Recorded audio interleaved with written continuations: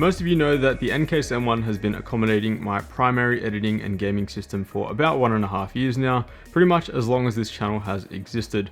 In such a small case, CPU cooling needs to be thought out and researched. It really is about reaching out to the small form factor community, asking around, and also using other people's builds as examples. Most people building in this case, for example, might be inclined to reach for the modest CryoRig C7 or maybe the Noctua L9, as they know these options will fit for sure. So far, the most popular air cooler that I've tested inside the NCase M1 is the Noctua U9S, with two NFA9 fans locked onto it. There I was getting 77 degrees flat in a blender render on my delidded and overclocked 8700K, and that alone is very impressive for a small tower cooler. The NCase M1 does have radiator support though, and you can use the included bracket to accommodate a single 240mm radiator on the side of the case. This is something that, despite having the case for quite a while, I haven't actually tried, as I didn't like how crammed everything looked from builds that I've seen previously, and air cooling did get the job done for the most part. Today though, we will be installing the NZXT Kraken X52 in there to evaluate a few things. Firstly, how hard actually is it to squeeze a 240mm liquid all-in-one cooler in there, and is there enough room for the tubing?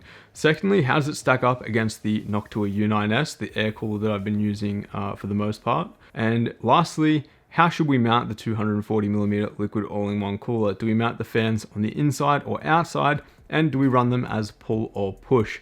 Well, let's start off by talking about installation.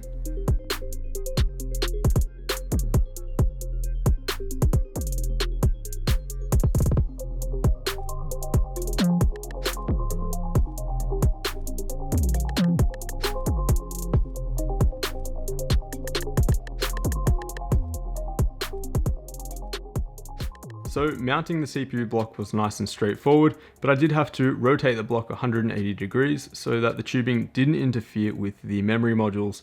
However, even if you didn't have clearance issues here, I'd still recommend rotating the block anyway so that the tubing has more room to run.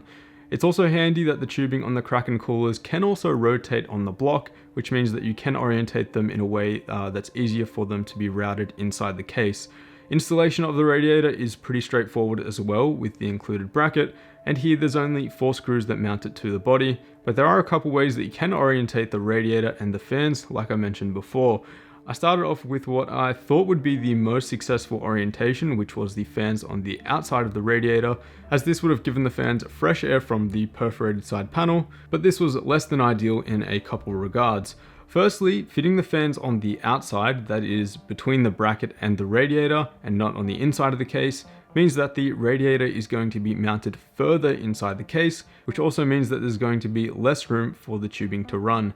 Now, the CPU pump block was fine no matter what orientation I had the radiator in. There was no torque on the block at all, and the swivel on the tubes definitely helped them get in the most comfortable position. The main concern here was the tubes exiting the radiator. Since the radiator is mounted further inside the case, the tubes here have less room to run, and as a result, mounting here was quite a bit tight, and the tubes basically have to make a 90-degree bend against the power supply. It's still doable though if you do want to run this setup with your fans facing the outside, and some would argue that once you've got everything mounted and secured, it really doesn't matter. The length of the tubes themselves I found to be no issue at all, and excess tubing can run comfortably between the radiator and the graphics card. The optimal configuration though, both in terms of thermals and installation, was actually mounting the fans on the inside of the case with the radiator visible from the outside. The tubing here had absolutely no issue or constraints with this configuration, and installation was an absolute breeze, taking less than a minute. You just mount it on the bracket, get everything out of the way inside the case, get it in position and screw it in. It really is quite easy and quick. Mounting the fans as a pull in this configuration was the best thermally too by a few degrees, and here we're getting 64.7 degrees C in an extensive blender render on our overclocked 8700K. Seeing as this is the best of both worlds, both in terms of installation and thermal results, this is the configuration that we'll be using moving forward, and ultimately what I'd recommend to you guys. Now finally, let's see how this thing compares to air cooling, and let's look at thermals versus the Noctua U9S. We're testing in blender here, as Prime 95 was a bit overkill, especially for the air cooler. At 1000 RPM, the Noctua U9S wasn't enough to cool the overclocked 8700K for our extended run. Although it was good enough for a couple minutes, it eventually did thermal throttle. The benefit of liquid cooling though is definitely evident, and here at just 1000 RPM, we were able to beat anything that the air cooler could offer. 1500 RPM seemed like the sweet spot for the Kraken X52 with an impressive result of 64.7 degrees C, and there doesn't seem to be much point in stepping up to 2000 RPM unless CPU temps are at dangerous levels for your system. So overall, we're getting roughly a 30 degree improvement at 1000 RPM, around a 15 degree improvement at 1500 RPM, and around a 9 degree improvement at 2000 RPM, but strictly making comparisons on RPM isn't truly fair. This is because we're comparing the 92mm fans on the Noctua U9S to the 120mm fans on the 240mm all-in-one liquid cooler. So let's look at the noise levels, as that's what you're actually going to notice when your system is running. So at the same RPMs, the AIO was significantly cooler, but was also a bit louder since the fans are a bit noisier and of course are moving a little bit more air. At 1000 RPM, the difference isn't too significant with less than 2 dBA between them, but at 1500 RPM, the noise levels really are day and night between the air-cooled and liquid-cooled configuration. At 2000 RPM, the margin grows again, with the Kraken X52's fans putting out 54.2 dBA, and the Noctua U9S putting out 45.5 dBA. Keep in mind though that the liquid cooler is primarily noisy due to the stock fans that come with it, and if you want to reduce noise significantly here, I'd highly recommend Noctua's new NFA 12x25 fans, which I've reviewed quite extensively at this point.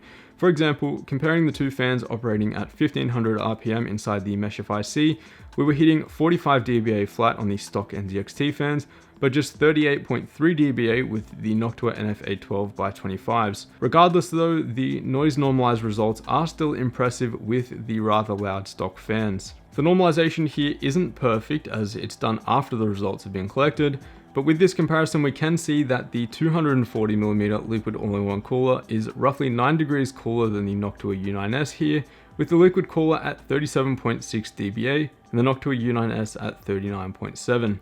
A closer comparison, but definitely a louder one here, is where both coolers are running at around 46 dBA, and here the 240mm AIO is close to 12 degrees C cooler.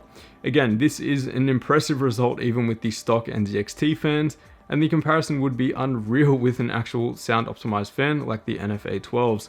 Just keep in mind that it is an extra investment over the already pricey liquid all-in-one cooler.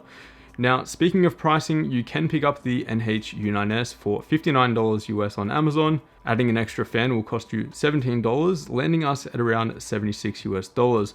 The Kraken X52 on the other hand is an extra $50 investment at around $130 US. So the ultimate question is it worth it? Well, I'd say it completely depends on the demands of your system. If you're not running a power hungry CPU and you're just using your build for gaming, I'd definitely push you in the direction of air cooling, as it does save you a bit of cash and it does get you also 90% of the way there. For those that do need every degree of cooling they can get though, I can't recommend liquid cooling enough in the NCase M1. Mounting with the side bracket really is quite easy, a lot easier than I thought it would, and honestly this video was quite a bit of fun to work on.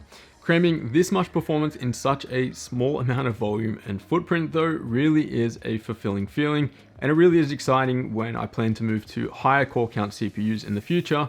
I know I won't have to expand my case. Now, an arguable downside though is that the radiator does block you off from looking at the rest of your case, so a tempered glass side panel pretty much is out of the question there unless you just want to be looking at your radiator and cutting off airflow. Definitely not something that I would recommend.